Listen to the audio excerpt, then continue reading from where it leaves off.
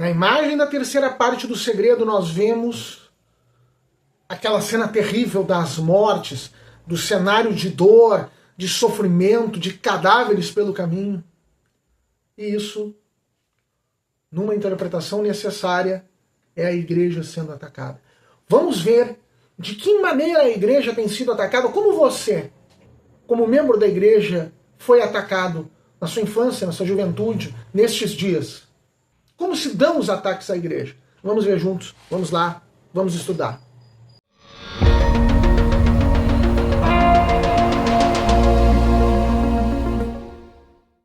Olá, paz de Jesus, que bênção estarmos novamente com todos, Deus abençoe a todos. O meu nome é Manuel Guimarães, da comunidade Paz Mel, e nós estamos juntos novamente para meditar da urgência da mensagem de Nossa Senhora em Fátima. Estamos vendo aqui a terceira parte do segredo. Já vimos a imagem, já falamos dela, os 4 atos, já vimos o primeiro. E os 2 centrais, nós estávamos vendo o significado, aquela caminhada do Santo Padre pela cidade em ruínas, todo acabrunhado de dor e pena, o andar vacilante, os mortos, até a subida então para a montanha onde está a cruz em cima, onde o Papa é morto, bem como bispos, cardeais, cavalheiros, damas, religiosos e religiosas. Falamos semana passada sobre o entendimento assim da profecia, do que Deus quer com uma profecia. Que não dá uma profecia para satisfazer uma curiosidade, nem como uma previsão de futuro, dizer o que vai acontecer. Não. Ele dá para mostrar males que vão acontecer caso não seja atendida a sua vontade, caso não haja penitência, caso não haja oração, caso não haja conversão, que são coisas que Deus não quer que aconteça, mas que podem e vão acontecer caso o ser humano viva afastado de Deus. E hoje, então, nós já tínhamos visto também o entendimento, e semana passada nós lemos aqui um trecho do comentário teológico feito pelo então cardeal Joseph Ratzinger, quando saiu o documento oficial de Nossa Senhora de Fátima, a mensagem de Fátima, da Sagrada Congregação para a Doutrina da Fé, em que ele diz que todos os papas do século XX são aquele papa que passa por aqueles momentos que a imagem da terceira parte do segredo mostra. É uma situação terrível, e nós tínhamos visto como é a igreja que vai sofrendo esses males. Nesse mesmo documento, que foi publicado pelo Vaticano quando a revelação da terceira parte do segredo, é publicada eu havia referido, mas agora eu queria ler, uma carta da irmã Lúcia ao Papa São João Paulo II, datada do ano de 1982, em que ela fala da correlação entre a segunda e a terceira parte do segredo. Ela diz assim na carta ao Papa: a terceira parte do segredo refere-se às palavras de Nossa Senhora. Se não, a Rússia espalhará os seus erros pelo mundo, promovendo guerras, perseguições à igreja, os bons serão martirizados, o Santo Padre terá muito que sofrer, várias nações serão aniquiladas. A irmã Lúcia diz assim: a terceira parte do segredo é uma revelação simbólica que se refere a esse trecho da mensagem, condicionada ao fato de aceitarmos ou não o que a mensagem pede. Se atenderem aos meus pedidos, a Rússia converter-se e terão paz, senão espalhará seus erros pelo mundo, etc. E a irmã Lúcia diz assim: porque não temos atendido a esse apelo da mensagem, verificamos que ela tem se cumprido. A Rússia vai invadindo o mundo com os seus erros. E se ainda não vemos como fato consumado, vemos que é para aí que caminhamos a passos largos. E não digamos que é Deus que assim nos castiga, mas sim que são os homens que para si mesmos preparam o castigo. Né? A irmã Lúcia, então, ela tem essa preocupação de deixar claro de que isso não é um castigo exterior dado por Deus, nem a segunda parte do segredo, nem a terceira. Mas é a humanidade que vai buscando isso sobre si no momento em que não atende os pedidos de Deus. É por isso que nós estamos fazendo essa série de vídeos há tanto tempo, há mais de 6 meses, a maior parte do tempo 2 vídeos por semana, para mostrar que, para impedir esse caminho que ainda segue acontecendo, rumando para o afastamento da vontade de Deus e para as piores consequências disso. Bem, então, daquela imagem da terceira parte do segredo, em que Papa, cardeais, bispos, padres, religiosos e religiosas, cavalheiros e damas de todas as classes são mortos, em que se está num ambiente mórbido, onde há cadáveres pelo caminho, onde a cidade está em ruínas, nós convidamos a ver essa cidade em ruínas como uma igreja. E esses ataques todos, os tiros e setas que são disparados contra o Papa e essas outras pessoas, como os ataques à igreja. Já vimos que, no vídeo passado, não vamos voltar aqui, o que isso significa de possibilidade de que essa imagem se concretize realmente ipsis literis. É possível, mas pode não necessariamente, não é uma coisa que é inevitável. Sobre essas reflexões, a gente já viu no vídeo passado.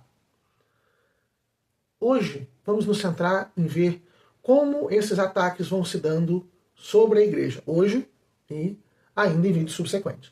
Logo depois do fim das desaparições de Nossa Senhora em Fátima, a última em outubro, em novembro, já vimos, acontece a revolução, em novembro, a revolução bolchevique na Rússia. Logo ali, a igreja passa a sofrer as perseguições e esses sofrimentos. Padres e bispos encarcerados, fiéis, impedimento de realização de culto, apreensão, confisco de bens da igreja, confisco de igrejas, santuários para outras finalidades. Tem templos que são usados até para prisão. O Alexander Solzhenitsyn, no seu arquipélago Gulag, que ele conta como foi prisioneiro dos gulags, das prisões políticas da União Soviética, em que não se tinha direito nenhum, em que se trabalhava horrores, muito mais de 8 horas, 10, 12, 14 horas por dia, por uma ração mínima de alimentos, em temperaturas às vezes de menos 20 graus, com poucas roupas na rua, sem proteção, sem instrumentos de trabalho, às vezes com a mão na neve. Ele conta de prelados que foram perseguidos logo após a Revolução e durante todo aquele período da União Soviética. Então, isso fica evidente aí quando isso se espalha pelo mundo. Depois da Segunda Guerra Mundial, já vimos também outros vídeos, aqueles países do leste europeu e depois na Ásia, África, em Cuba. As mesmas coisas acontecem em todos esses lugares. Mas não é só isso. Em todo o Ocidente há outras perseguições. Tertuliano, um cristão dos primeiros séculos, ele tem uma frase que se torna muito célebre: sangue de mártires, semente de novos cristãos. Nós sabemos, no Império Romano, os primeiros cristãos eram martirizados, eram mortos, queimados vivos, crucificados, esquartejados, decapitados, atirados aos leões, mortos por leões. E isso não venceu os primeiros cristãos. E Tertuliano dizia: sangue de mártires é semente de novos cristãos. Então, essas perseguições violentas ao longo da história nunca tiveram a capacidade de destruir a igreja. Então, de uns tempos para cá, as perseguições são outras. No Ocidente se mostram de outra forma. Por calúnias, por mentiras, pelo espalhar de erros, pela infiltração de agentes. Mas vamos começar pela questão das calúnias, dos erros, porque esta é uma forma muito disseminada no Ocidente. Esta me atingiu. Esta forma me atingiu pessoalmente. Eu estudei a minha infância e adolescente toda sempre em escolas católicas. Uma de propriedade de uma leiga e outra de congregação religiosa. Mas mesmo nessas escolas, mais ainda na de congregação religiosa, eu e os meus colegas aprendemos que a igreja era um mal terrível sobre a terra. Que a igreja fazia grandes males. As coisas erradas que a igreja fazia, como ela queria manter o poder. E não só na escola, em outros meios, depois quando a gente vai para os cursinhos pré-vestibular, parece que o meio culto tomava por pressuposto de que a igreja era um grande mal, que se ela tivesse poder, como tinha tido na Idade Média, ela ia fazer o mal e perseguir as pessoas. Eu vejo esses preconceitos ainda hoje no meio estudantil. Eu ouvia os católicos no meu tempo se envergonharem em sala de aula, eu me envergonhava, mas grande parte disso é mentira. Não que a igreja seja indefectível no sentido de que os membros da igreja não tenham pecados, não que não tenha havido papas indignos, houve. Não que não houve erros institucionais da igreja, não que não tenha havido graves pecados no seu seio e alguma corrupção da sociedade, mas sempre foi em número, em forma, em grau muito menor do que o de outras instituições. E ao contrário, ela busca o bem, a beleza, o amor. Então, não se mostra, não se fala dos grandes santos.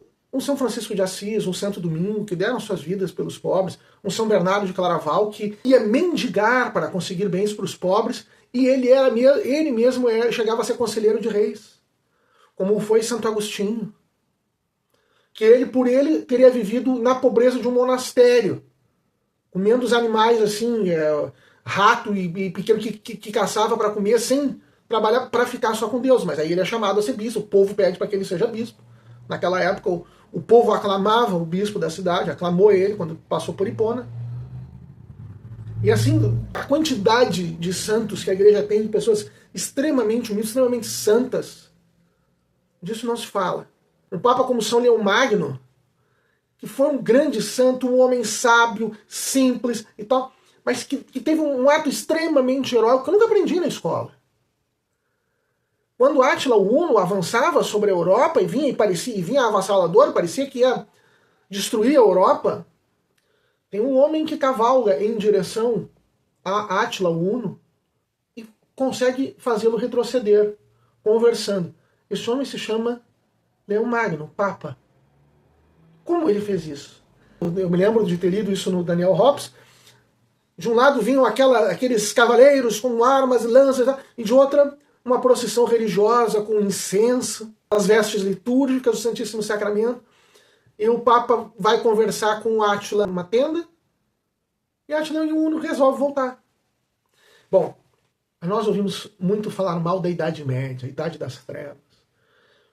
É preciso dizer que hoje a historiografia rejeita essa ideia de Idade das Trevas, rejeita essa ideia de que a igreja fez mal na Idade Média, que teve um domínio mal. Não. Embora as nossas aulas de história continuem apresentando assim, como foi apresentado para mim, a historiografia mais recente não dá aso a esse erro.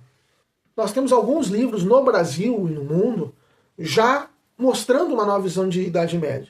Eu destaco, por exemplo, este aqui, Idade Média, Nascimento do Ocidente, de Hilário Franco Júnior.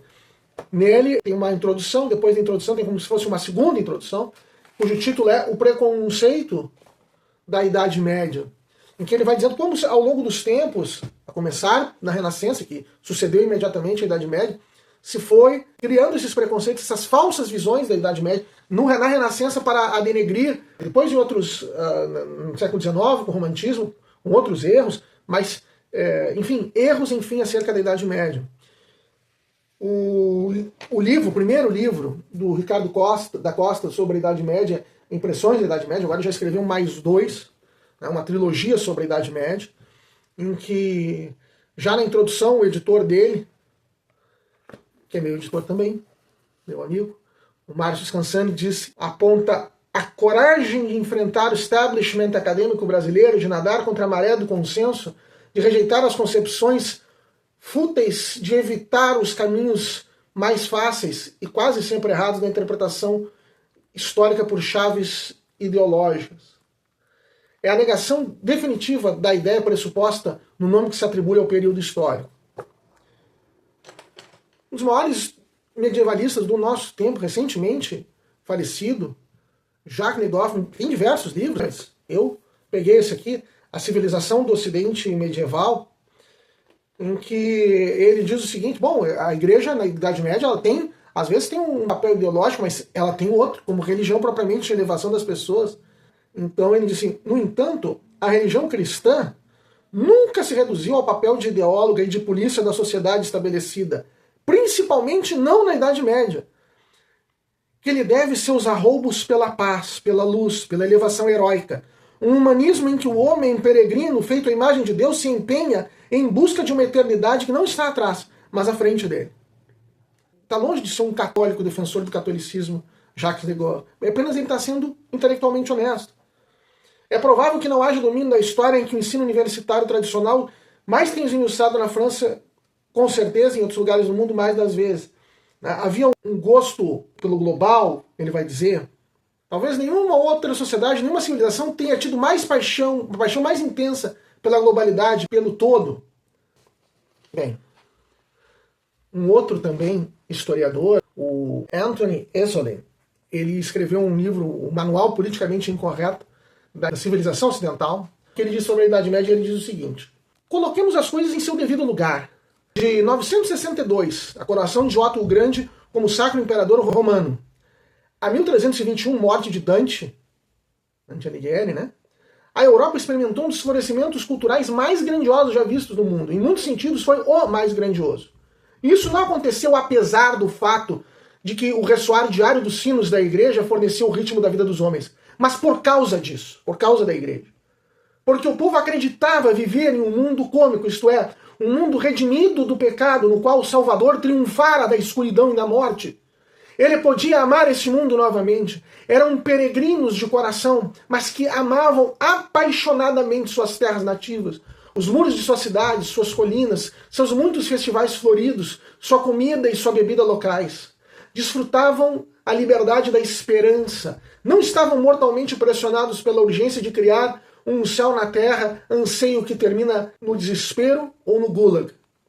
O Gulag, aquelas prisões que nós falávamos dos Solzhenitsyn, da União Soviética, é fruto de querer criar o céu na terra, o fruto da ausência de uma mentalidade como havia na Idade Média. Você não ouvirá essa história na televisão, na escola. Uma igreja poderosa deve ser sempre um monstro. Aqui o Esselin está falando de como é que se pinta a igreja. A destruir a ousadia intelectual e ditar a melancolia artística. Muito antes que a academia tenha tornado a melancolia artística uma marca de sofisticação. O sacrifício da gratificação instantânea, não que todos os habitantes da Idade Média o fizessem, deveria produzir um continente de depressivos, de vilões em ebulição, ou algo miserável que os americanos com suas fábricas de fracassados e mais de 3 milhões de presos não conhecem de forma alguma. Além disso, já que todos nós acreditamos no progresso social inevitável, tudo deve ter sido terrível no passado, ao menos em comparação com os dias atuais. É como se eu me sentisse a progredir moralmente a cada tique do relógio. Você não? A Idade Média deve ter sido má, porque foi média. Então, o Esselin está falando aí de preconceito contra a Idade Média também. Ataques à igreja. Tiros e setas disparados contra a igreja. Como fruto do espalhar-se dos erros da Rússia, do atendimento aos pedidos de Nossa Senhora. Passamos bastante do tempo. Se você gostou, curta, compartilhe, comente, divulgue. E vamos seguir juntos. Vamos seguir acompanhando os nossos vídeos aqui. Deus abençoe a todos.